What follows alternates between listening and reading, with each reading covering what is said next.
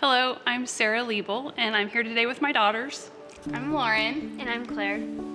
We are honored to be here today to talk to you about Hospice and HomeCare of Reno County.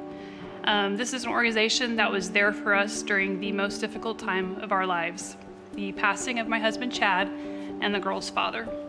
In March of 2018, Chad was diagnosed with ALS. We were devastated. We knew what the disease meant.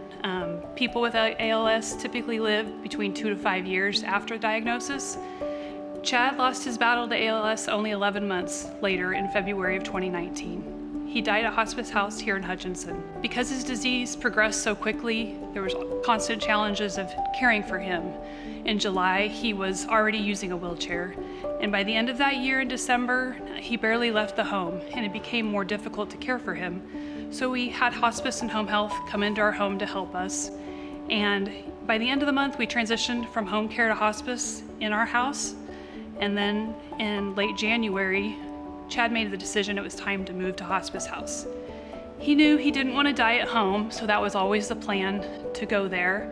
He wanted our home to remain happy, memories of his life and with us. So he knew that he didn't want to die there, and it was really nice to have that option. I didn't know till recently that Hospice House is one of 6 facilities in Kansas like it. So we were very lucky to have that in our community and blessed to have their services. Everyone at Hospice and Home Health kind of led us through these challenges. They knew what we needed when we needed it, and they were just very compassionate in delivering care, and we're just so grateful for that. We'll talk a little bit about Hospice House because it was a place where so many people could come gather, which is what Chad wanted, to always be around people. He never said no to visitors, no matter how bad he felt. Well, the other benefit was it was close to your school. So tell us about that a little bit, I guess. It was really close to our school, so we could come whenever we wanted, come visit him. Our friends could, and it was super welcoming. So I really like that about hospice.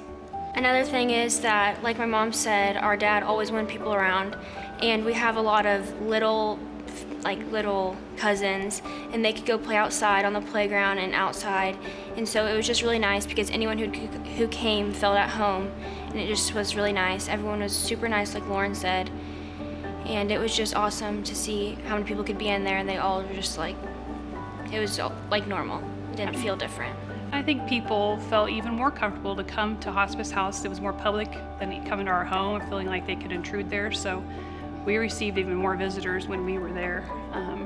So it was just almost like a living memorial for Chad, and we are very grateful that he had that.